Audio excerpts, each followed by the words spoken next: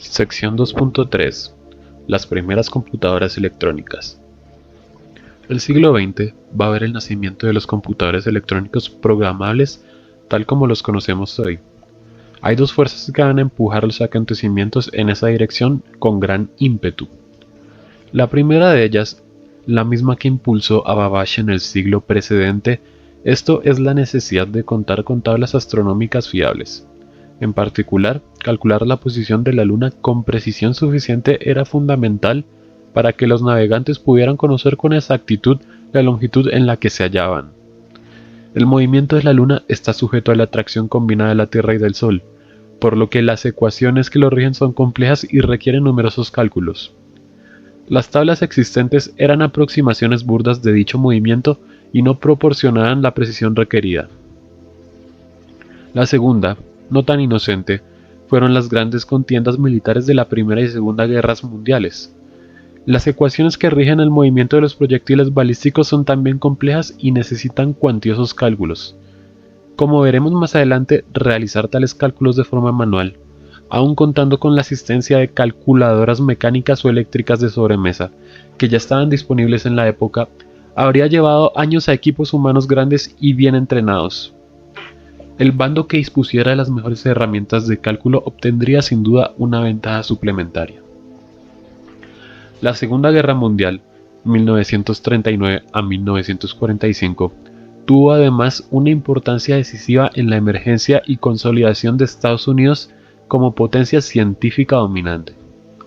Antes de la guerra, Europa y muy particularmente Alemania y Gran Bretaña lideraba la investigación en matemáticas y en física. La Universidad de Göttingen en Alemania, cuyo instituto de matemáticas dirigió el gran matemático David Hilbert durante muchos años, reunió durante los años 1920 y los primeros 1930 a científicos de la talla de Paul Dirac, Werner Heisenberg, Max Born, Wolfgang Pauli, Pascual Jordan y Hermann Weyl, Emmy Noether y Robert Oppenheimer, entre muchos otros. El ascenso del nazismo en los años 30 tuvo, entre otras consecuencias, la de la emigración a Estados Unidos de numerosos científicos punteros en dichas áreas, especialmente desde Alemania e Italia. Algunos de ellos fueron Enrico Fermi, Albert Einstein, Kurt Gödel, Hermann Weyl y John von Neumann. Este último tuvo un papel muy relevante en el diseño de los primeros computadores electrónicos. Después de la guerra, Europa quedó arrasada y tardó varios años en reconstruir una mínima infraestructura económica y científica. Mientras tanto, Estados Unidos, que no había sufrido en su suelo las consecuencias destructivas de la guerra y con la participación de los numerosos científicos provenientes de Europa, puso en pie departamentos y centros de investigación en matemáticas y en física que fueron líderes mundiales durante muchos años. Por ejemplo, Europa no empezó a competir seriamente con Estados Unidos en investigación en física de altas energías hasta los años 70. En cuanto al diseño y fabricación de ordenadores, es evidente el predominio de la industria norteamericana en este campo. Como veremos, dicho predominio se gestó en los años 40, en los que Estados Unidos diseñó los primeros computadores bajo la enorme presión de las necesidades militares. Hacia 1930, IBM había establecido un convenio con la Universidad de Columbia, mediante el cual se creaba el Thomas Watson Astronomical Bureau, una institución de investigación sin ánimo de lucro dedicada a la astronomía. La aportación de IBM consistía en la adaptación de sus tabuladores de tarjetas perforadas para su uso en la confección de tablas astronómicas. Este hecho marca un cambio de estrategia de IBM en virtud del cual la empresa empieza a interesarse cada vez más en la construcción de máquinas para el cálculo científico. La persona clave de este acuerdo fue Wallace J. Eckert, del Departamento de Astronomía de la Universidad de Columbia. Siguiendo esta línea, Howard Aiken, físico por la Universidad de Harvard, firmó un contrato con IBM para la construcción en dicha universidad de un computador electromecánico.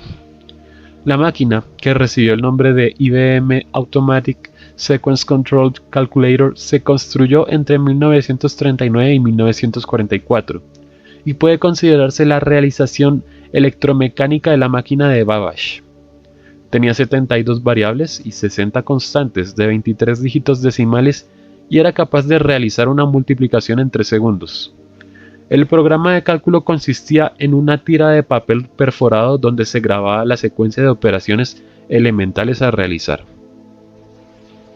La tecnología electromecánica, es decir, la realización de circuitos lógicos mediante relés electromagnéticos, estaba en ese momento suficientemente desarrollada y parecía la más adecuada para llevar a cabo la tarea. Sin embargo, la mala suerte pareció perseguir a Babbage incluso después de su muerte. Esta vez sus ideas no llegaban demasiado pronto, sino demasiado tarde. La tecnología electrónica, mucho menos desarrollada en esos años, completó el primer computador electrónico en prácticamente las mismas fechas. Este resultó ser unas 1000 veces más rápido. Los computadores electromecánicos nacían pues obsoletos y, aunque siguieron desarrollándose durante algún tiempo, fueron finalmente abandonados.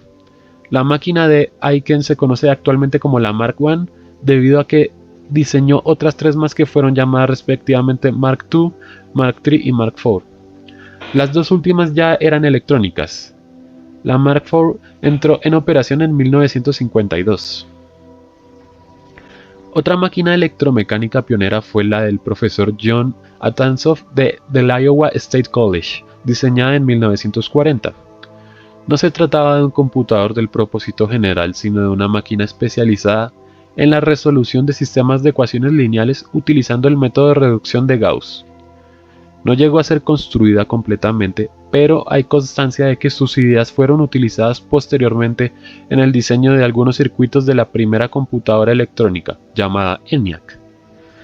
Una visita a Atanasoff del ingeniero John Mauchly de la Universidad de Filadelfia sirvió para que éste conociera de primera mano tales ideas. John Mauchly fue el jefe del equipo de ingenieros que construyó la ENIAC. En la Alemania de la guerra, el ingeniero Konrad Zuse diseñó y construyó un computador electromecánico en 1943. Su máquina, llamada Z4, fue por tanto anterior a la Mark I. Sin embargo, debido a la guerra y al secreto impuesto por los vencedores sobre muchos de los desarrollos alemanes, sus logros no se conocieron hasta pasados más de 20 años, por lo que su incidencia en la investigación en computadores de los años 40 y 50 fue nula.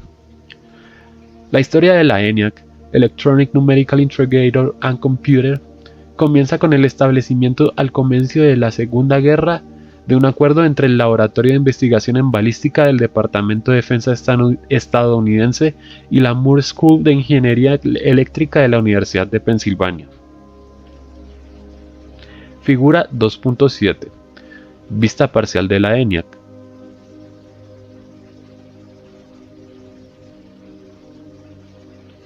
Mediante tal acuerdo, la universidad habría de formar en el cálculo de tablas balísticas a numerosas personas, con formación científica para que colaboraran en el esfuerzo de la guerra. Dichas tablas en esencia calculaban para cada distancia al objetivo la inclinación necesaria del cañón que había de disparar el proyectil. Para hacerse una idea del trabajo involucrado, cada trayectoria necesitaba la realización de un cálculo equivalente a unas 2000 multiplicaciones y una tabla constaba de unas 3000 trayectorias. Para cada combinación cañón-proyectil-impulsor era necesaria una tabla distinta. Un humano provisto de una calculadora necesitaría 5 horas y media para calcular una sola trayectoria, a razón de 10 segundos por multiplicación, y varios años a jornada completa para realizar una tabla. La Mark I, a razón de 3 segundos por multiplicación, tan solo dividiría por 3 estas cifras, lo que demostraba la insuficiencia de la tecnología electromecánica para llevar a cabo la tarea. Ello condujo al laboratorio de balística a una apuesta ciertamente arriesgada: utilizar tecnología electrónica, es decir, válvulas de vacío, también llamadas tubos de vacío y triodos, que era la única tecnología electrónica disponible en aquel momento. No había experiencia en la utilización de tal tecnología para circuitos digitales. Las válvulas se utilizaban sobre todo como amplificadores en circuitos analógicos.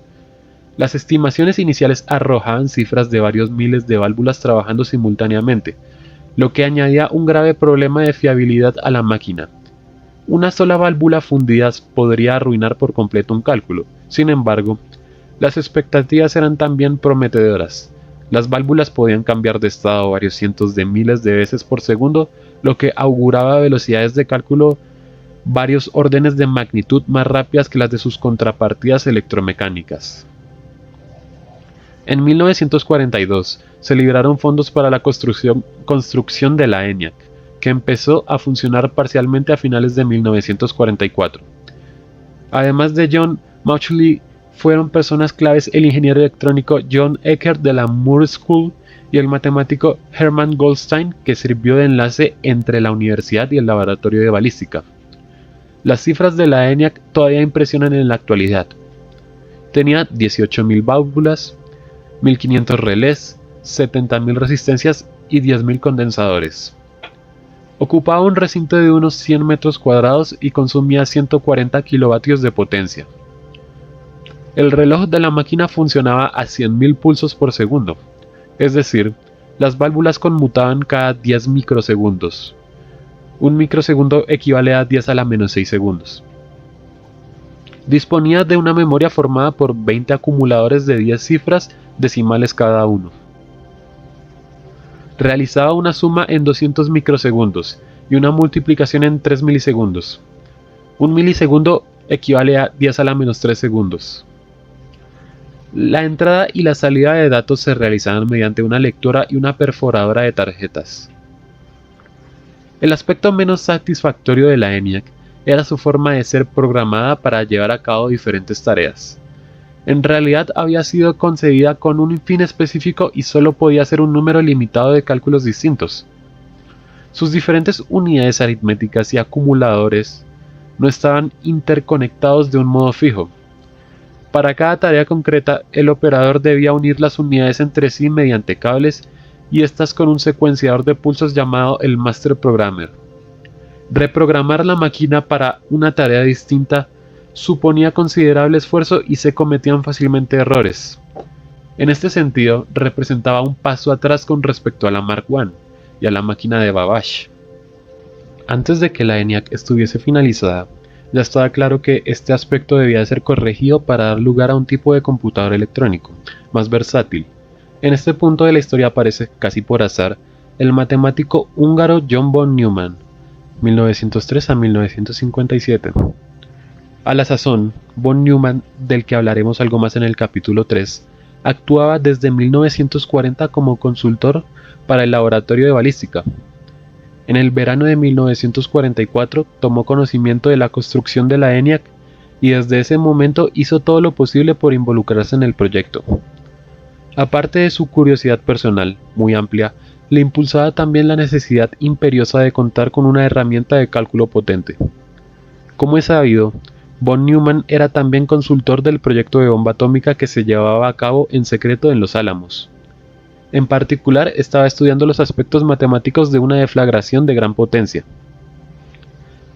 Mientras la construcción de la ENIAC avanzaba a un buen ritmo, sus creadores, ahora con la presencia de von Neumann, comenzaron a diseñar su sucesora, la EDVAC, Electronic Discrete Variable Calculator. El primer aspecto que se propusieron cambiar estaba relacionado con el alto coste de los acumuladores de la ENIAC. Cada uno necesitaba más de un centenar de tubos de vacío y ello parecía un coste excesivo para el propósito de almacenar un solo número. Eckert había experimentado con éxito una tecnología de memoria consistente en líneas de retardo, mediante las cuales los dígitos se almacenaban en forma de ondas de presión en un fluido. Sin entrar en detalles sobre su funcionamiento, baste decir que el coste de un acumulador en términos de cantidad de válvulas necesarias se dividía aproximadamente por 100. Ello permitía disponer de una memoria de varios miles de celdas por el mismo coste que los 20 acumuladores de la ENIAC. El segundo aspecto es, como se ha dicho, la forma de programar la máquina. Aquí es donde el genio de von Neumann acertó con los conceptos adecuados que todavía hoy siguen siendo los que inspiran el diseño de los computadores modernos. Hasta el punto de que los informáticos nos referimos habitualmente a un computador como una máquina de arquitectura von Neumann.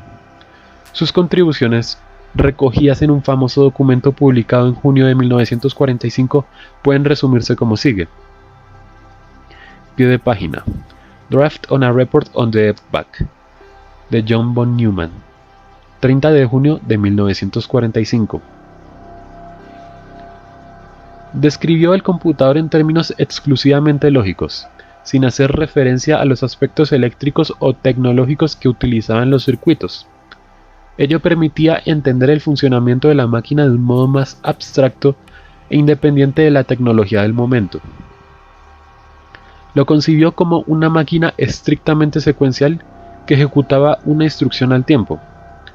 Esto contrastaba con la concepción de la ENIAC, donde gran parte de los cálculos sucedían en paralelo. Estableció un repertorio básico de instrucciones elementales que debía ejecutar la máquina. Entre ellas estaban, como es lógico, las operaciones aritméticas de suma, producto, multiplicación y división. Pero además introdujo otras nuevas que comprobaban el signo de un acumulador y que bifurcaban el flujo de control del programa en función de dicho signo. Para decidir el repertorio adecuado, programó un algoritmo de ordenación mediante mezclas que puede considerarse el primer programa de la historia moderna de los computadores. Decidió que los números se almacenarán en la memoria y se operarán aritméticamente en el sistema binario. El sistema decimal solo se utilizaba para la representación externa de dichos números, es decir, en las unidades de entrada-salida. Estableció los órganos básicos o unidades lógicas de la máquina, asignando funciones concretas a cada uno y explicando sus interrelaciones. Estas unidades, no muy diferentes de las actuales, eran: unidad aritmética, capaz de realizar las 4 operaciones aritméticas básicas. Disponía de 2 registros de entrada para los operandos y de un registro de salida para el resultado. Memoria. Contenía los datos del cálculo y, como veremos a continuación, las instrucciones del programa en ejecución. Unidad de control. Llevaba cuenta de la posición de memoria de donde había de extraerse la siguiente instrucción a ejecutar. Descodificaba la instrucción en curso y daba órdenes al resto de las unidades para asegurar la ejecución de la misma. Unidad de entrada. Controlaba la transferencia de datos desde el exterior de la máquina hasta la memoria. Unidad de salida. Controlaba la transferencia de datos desde la memoria hasta el exterior de la máquina. Pero el concepto estrella, el realmente revolucionario de la nueva arquitectura, fue el programa almacenado, es decir, la decisión de que el algoritmo a ejecutar se almacenara en la forma de una secuencia de instrucciones. En el mismo dispositivo de memoria donde se almacenaban los datos, en parte, esta decisión fue una consecuencia de la propia tecnología electrónica. Si el programa a ejecutar se leyera de una cinta de papel, tal como se hacía en la Mark I, la máquina estaría la mayor parte del tiempo esperando la llegada de la siguiente instrucción. El tiempo de cálculo sería despreciable comparado con el de lectura y el tiempo de ejecución del algoritmo vendría determinado exclusivamente por el dispositivo mecánico de lectura, desvirtuando el propósito último de emplear tecnología electrónica. Pero, además, el hecho de tener el programa almacenado permitía una flexibilidad de programación antes inalcanzable.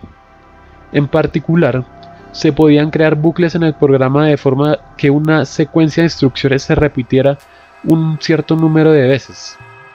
Bastaba para ello incluir al final del grupo una instrucción de salto hacia atrás. También se podía elegir una u otra secuencia de instrucciones en función del contenido o del signo de un registro de la unidad aritmética. Otra facilidad inesperada fue la de poder modificar las propias instrucciones en el transcurso del cálculo. Ello era imprescindible para hacer que las mismas instrucciones se refiriesen a posiciones de memoria distintas en cada iteración. Habida cuenta de que todas las direcciones de memoria eran absolutas, una dirección absoluta es un número que identifica unívocamente una celda. Actualmente se utilizan los llamados registros índice para este fin. Las direcciones contenidas en las instrucciones son relativas a una dirección base contenida en el registro índice. Dicho contenido se puede cambiar en cada iteración, accediendo con ello a posiciones de memoria distintas. En definitiva, en la EDVAC se podía gobernar por primera vez el flujo de control del programa, dando lugar a algoritmos que podían hacer cálculos complejos o pasar de un cálculo a otro, sin necesidad de intervención humana. En la ENIAC y en la Mark I los operadores habían de reprogramar la máquina, o sustituir la cinta del papel en el caso de la Mark I, cada vez que se pasaba de una a otra fase del cálculo. La EDVAC entró en operación en 1951. Sin embargo, la primera máquina construida con el concepto de programa almacenado fue la EDSAC, Electronic Delay Storage Automatic Calculator. Fue completada en 1949 bajo la dirección de Maurice B. Wilks en el Cavendish Laboratory de la Universidad de Cambridge, en Gran Bretaña. ¿Cómo fue posible que los británicos se adelantaran de este modo a los Estados Unidos? Debe decirse en honor al equipo norteamericano que todos los documentos generados durante el diseño de la EDVAC fueron puestos inmediatamente a disposición pública. Se celebraron congresos en estos años donde los conceptos de la computación electrónica se difundían abiertamente.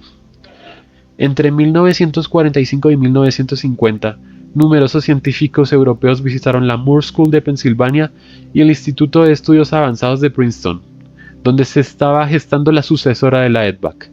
Ello condujo a que varios países europeos emprendieran sus desarrollos propios en paralelo con los esfuerzos norteamericanos. Por otra parte, los británicos ya tenían experiencia durante la guerra en la construcción de un computador electromecánico especializado en descifrar los códigos criptográficos de los alemanes. En su diseño había intervenido Alan Turing, matemático inglés del que hablaremos en el capítulo 3. Su versión electrónica, llamada Colossus, fue realizada con válvulas de vacío hacia el final de la guerra. Otra máquina británica de la época fue el ACE, Automatic Calculator Engine, en la que también intervino Turing. Un prototipo de la misma se terminó en 1950 en el Laboratorio Nacional de Física de Teddington. La Universidad de Manchester construyó poco después la MADM, Manchester Automatic Digital Machine, bajo la dirección de Frederick Williams, inventor además de un tubo de rayos catódicos que podría ser utilizado como dispositivo de memoria. John von Neumann volvió a su puesto en el IAS, Institute for Advanced Studies o Instituto de Estudios Avanzados de Princeton, antes de completarse la EDVAC, llevándose consigo a Hermann Goldstein, su principal colaborador en esos años. Ambos convencieron al instituto, principalmente dedicado a estudios matemáticos teóricos, de que se involucrase en el proyecto de construir un nuevo computador. En ese nuevo diseño terminaron de redondear los conceptos de la EDVAC y sentaron las bases arquitectónicas de los computadores que fueron construidos posteriormente en Estados Unidos y en Europa. Dichas bases se han mantenido esencialmente iguales hasta nuestros días.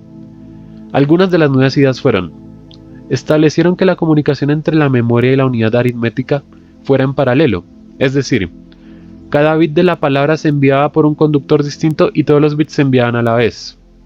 En el caso de la EDVAC, se había decidido que la comunicación fuera en serie, condicionados sin duda por la implementación de la memoria mediante líneas de retardo. Consiguientemente, las operaciones aritméticas se hacían operando en paralelo todos los bits. El formato de instrucción contenía una sola dirección de memoria. Una dirección no es más que un número que identifica la celda a la que se desea acceder. En la EDVAC existían formatos con hasta 4 direcciones. Esta decisión fue consecuencia de la observación de que la mayoría de las veces se necesitaba operar un valor de la memoria con otro ya existente en la unidad aritmética y de que el resultado debía quedarse en esta última para continuar siendo operado. Prestaron atención por primera vez a los problemas de programación, y dieron una notación gráfica que, en esencia, eran los diagramas de flujo u organigramas que han sido tan profusamente utilizados después. Incluso introdujeron un lenguaje de acertos lógicos para razonar sobre los programas, lo que fue sin duda un preludio de los métodos formales que habían de surgir más adelante. Los documentos producidos entre 1946 y 1948, como se ha dicho, difundidos públicamente a medida que se completaban, fueron reproducidos profusamente y sentaron las bases de los diseños que se hicieron posteriormente. La mayoría de sus decisiones ha prevalecido hasta nuestros días. Pie de página. A Brooks, Goldstein y John von Neumann, Preliminary Discussion of the Logical Design of an Electronic Computing Instrument, Princeton, 1946. Goldstein, von Neumann, Planning and Coding for an Electronic Computing Instrument, Parte 2, Volumen 1, abril de 1947. Volumen 2, abril de 1948. Volumen 3, agosto de 1948.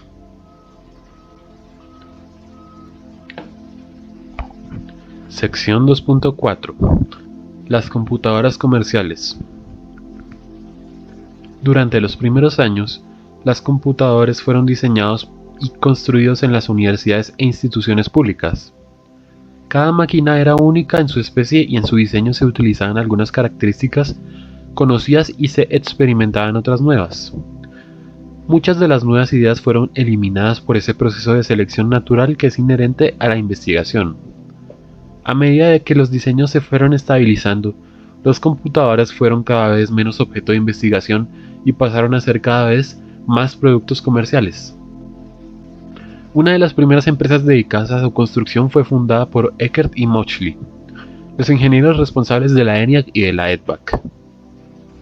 En 1951 produjeron la primera máquina comercial, llamada UNIVAC, Universal Automatic Computer, que vendieron a la oficina del censo.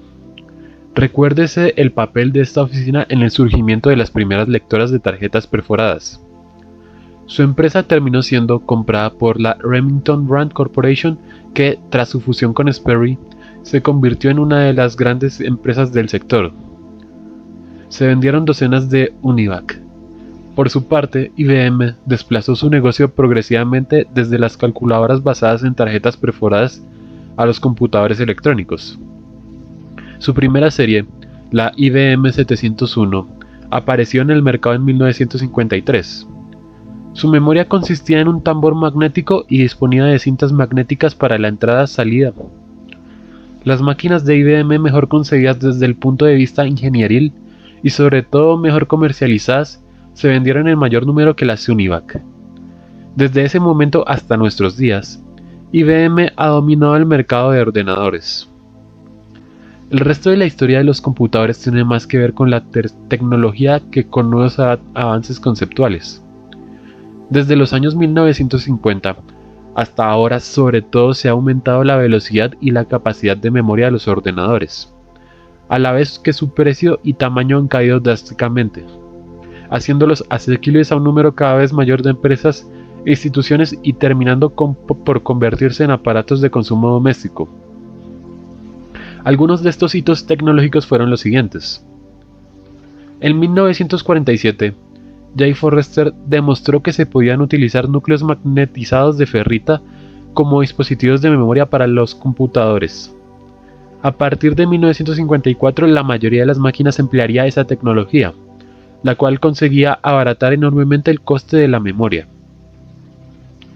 También en 1947, Shockley inventó el transistor. Este dispositivo reemplazó con éxito a las válvulas de vacío en todas las aplicaciones debido a su menor tamaño, consumo y coste, y a su mucha mayor fiabilidad. Los computadores comenzaron a incorporarlo a mediados de los 50. En 1958, Claire Kilby consiguió disponer un circuito completo con varios transistores sobre una oblea de silicio.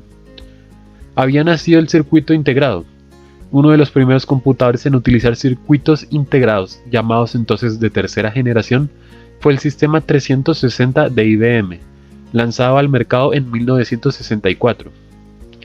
A partir de este momento, y mediante la utilización de técnicas litográficas y fotográficas cada vez más sofisticadas, el número de transistores que fue posible grabar en un circuito integrado creció exponencialmente. En esos años, se habla sucesivamente de integración en media escala o MSI en gran escala, o LSI en muy gran escala, o VLSI. Esta última se alcanza a partir de conseguir grabar 1 millón de transistores en una oblea de poco más de 1 centímetro cuadrado. En ese proceso, las memorias de ferritas dejaron de ser competitivas y las memorias de semiconductores ocuparon su lugar. Hacia 1975, se consiguió integrar en un solo circuito toda la lógica de control y de cálculo de un computador. Tan solo la memoria quedó fuera de la pastilla. Había nacido el microprocesador. Actualmente la pastilla del microprocesador incluye también una gran cantidad de memoria, la llamada memoria caché, cuyo tiempo de acceso es del orden de 1000 veces menor que el del acceso a la memoria central, llamada RAM, Random Access Memory, más lenta pero mucho más voluminosa.